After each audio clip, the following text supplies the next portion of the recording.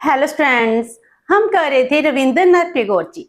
रविंद्रनाथ टैगोर जी का last session में हमने इनकी बायोग्राफी की एंड आज हम इस सेशन में इनकी मेन फिलोसफी करेंगे, जिसमें जो नेशनलिज्म है इसको क्रिटिसाइज करते हैं। तो हम जिस सेंचुरी में टैगोर जी का बर्थ होता है उसके बाद नेशनलिज्म है बहुत ज्यादा स्प्रेड होता है, लेकिन टैगोर जी हैं वो नेशनलिज्म के अंगेज थे। तो आज इस सेशन में हम टैगोर जी की लाइफ का एक मेन इंसिडेंस, मेन थॉट है क्रिटिक ऑफ नेशनलिज्म, इसको एक्सप्लेन करते हैं। टैगोर जी नेशनलिज्म के अंगेज क्यों थे? अगर हम टैगोर जी की बात करते हैं, वो ह्यूमनिस्ट थे। वो ह्यूमनिस्ट ऐसे थे जिसमें सभी को, पूरे यूनिवर्स को एक ही देखते थे। कहते थे परमात्मा है, लेकिन परमात्मा की एग्जिस्टेंस किसके साथ है?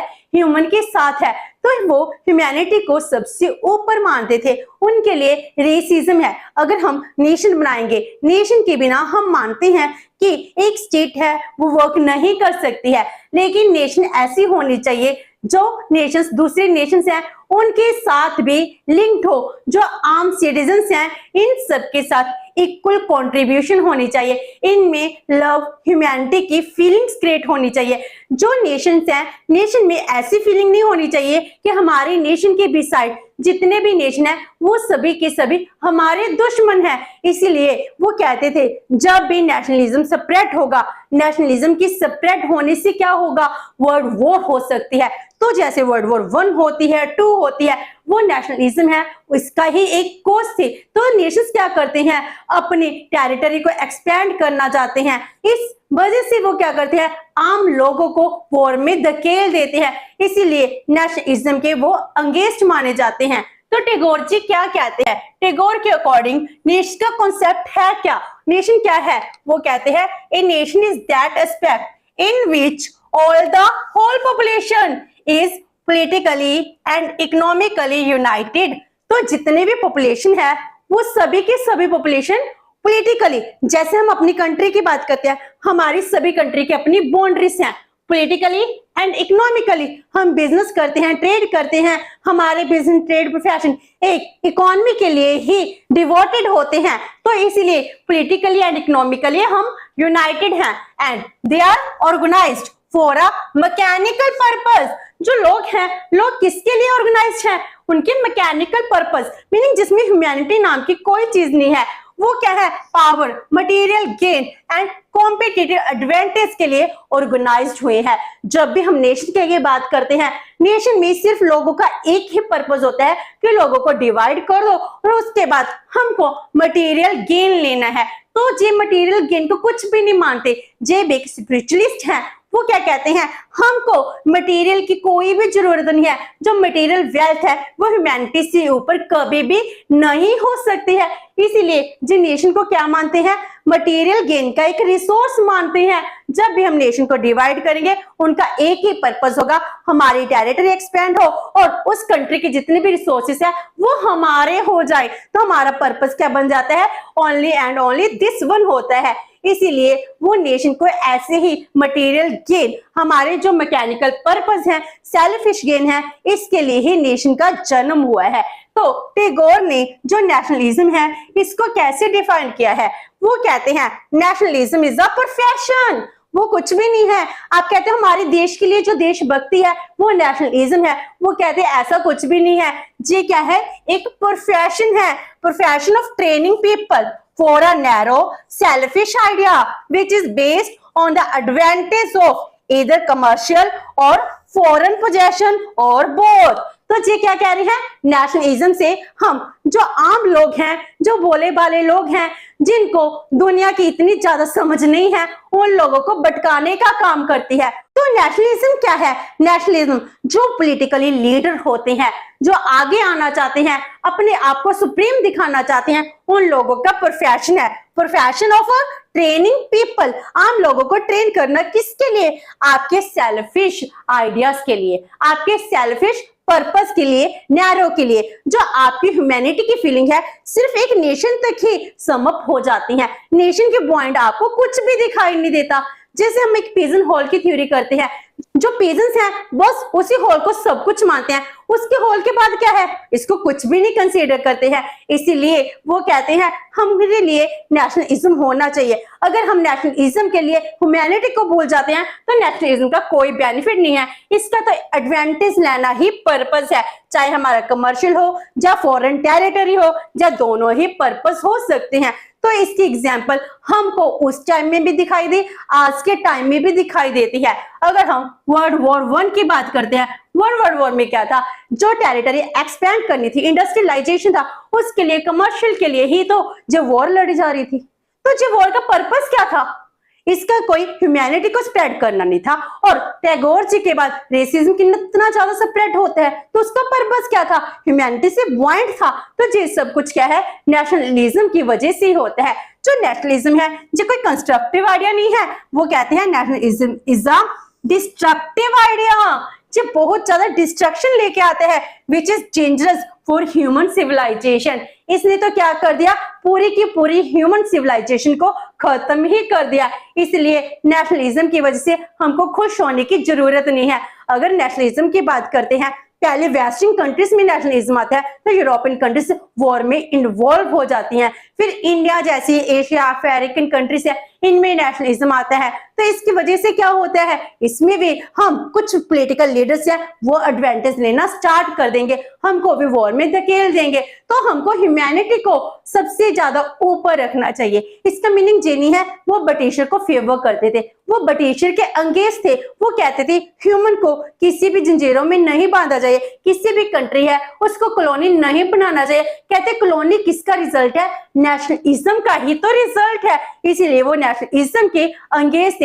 वो कहते हैं अगर हम अपने नेशन की पूजा करना स्टार्ट कर देते हैं, इसको परमात्मा का दर्जा देना शुरू कर देते हैं, तो इससे बड़ा कर्स, इससे बड़ा श्राप हमारी कंट्री में कोई भी नहीं हो सकता है। इसीलिए वो नेशनलिज्म के अंगेज थे, जिनको क्रिटिक करे हैं नेशनलिज्म को। जे आइडिया जे लेक्चर में उन्होंने डिफाइन किया है। तो his critique of nationalism emerge in his essay and lectures. जैसे nationalism in the west countries nationalism हुआ तो वॉर होगी। नेशनलिज्म इन जापान तो जापान तो भी वॉर में इन्वॉल्व हुआ ही है।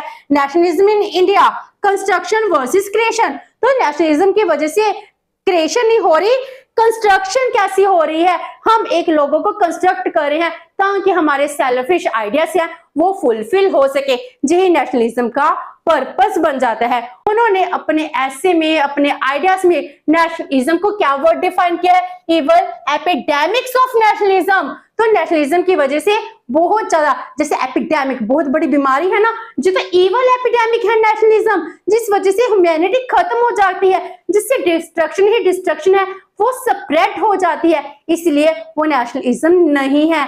तो अगर हम कहें जो क्रिटिक ऑफ नेशनलिज्म है या फिर कॉजेज जिस वजह से वो नेशनलिज्म के अंगेज थे, या फिर बैड इंपैक्ट ऑफ नेशनलिज्म क्या है, हम इसको अब डिस्कस करते हैं बाय हेडिंग। तो first one is threat to harmony, meaning जो हमारे देश की पूरे वर्ल्ड की हार्मनी है, शांति है, इसके लिए थ्रेट क्या है, नेशनलिज्म ही तो है। जैसे Germany, Italy, France, European countries है, ये क्या होती हैं, वॉर में इन्वॉल्व हो जाती है। इनका वॉर में इन्वॉल्व होना, फर्स्ट वर्ल्ड वॉर होना, ये किसको रिप्रेजेंट कर रहा है, हार्मनी को थ्रेट पहुंचा रहा है। लोगों को क्या मान रहा है, अपने रिसोर्स मान रहा है। तो ये कहते हैं जो हमारा पॉलिटिकल ऑब्जेक्टिव है, इस यही सबसे सुप्रीम है, इसको अचीव करने के लिए दूसरी नेशन की जो आम जनता हैं, अगर हम इनको मारना चाहिए तो मार भी सकते हैं। तो ये बड़ा ही बड़ा थ्रेट बन जाता है, जिससे हमारी हार्मनी है वो खत्म हो जाती है।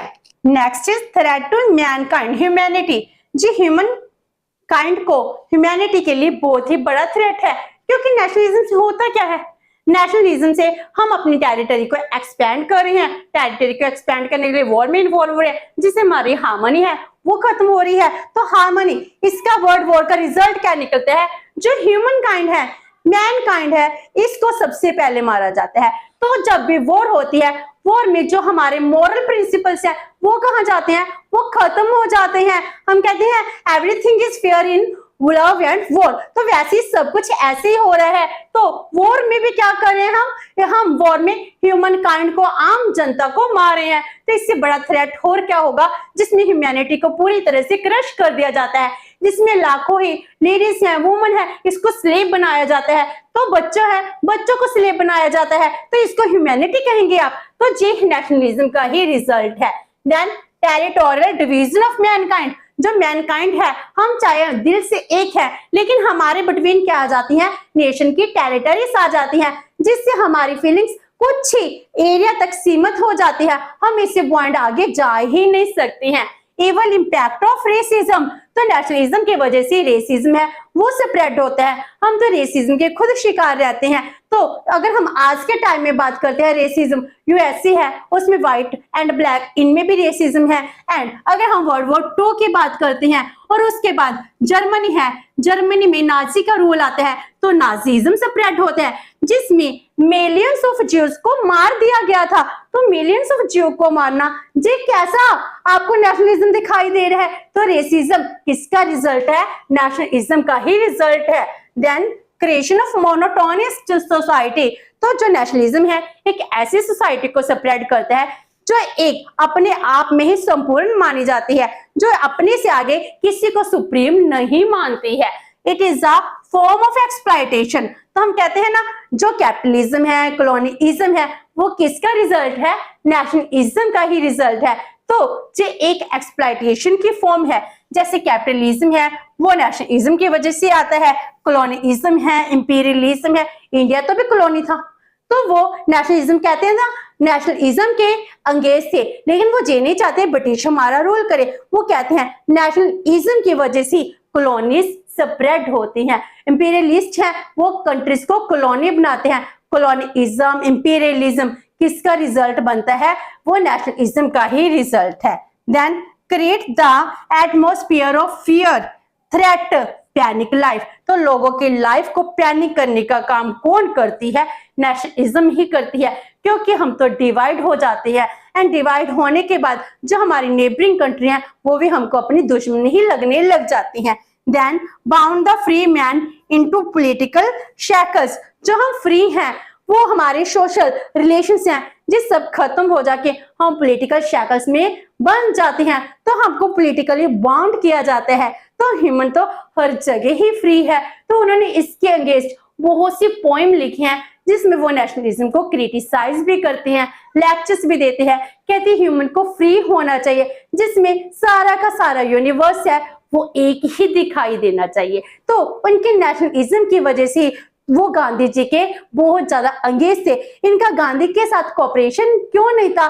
Because of critic of nationalism. जब नॉन कॉपरेशन मूवमेंट होती है, इसमें भी वो गांधी जी को सपोर्ट नहीं करते हैं। और तो वो गांधी जी से मिलते भी हैं, लेकिन उनके कभी भी इन्फ्लुएंस नहीं होते हैं, और ना ही नेशनलिज्म का इम्पैक्ट है इनके ऊपर पड़ता है। वो कहते हैं अगर मैं फ्री हूं, मुझे राइट होना चाहिए कि मैं फ्री हूं, इसके लिए मुझको किसी भी नेशनल पॉलिटिकल फाउंडेशन में नहीं बनना है। तो इस तरह आज हमने इस सेशन में जो इनकी बहुत ही बड़ी इंपॉर्टेंट फिलोसफी है, क्रिटिक ऑफ नेशनलिज्म, इसको डिस्कस किया।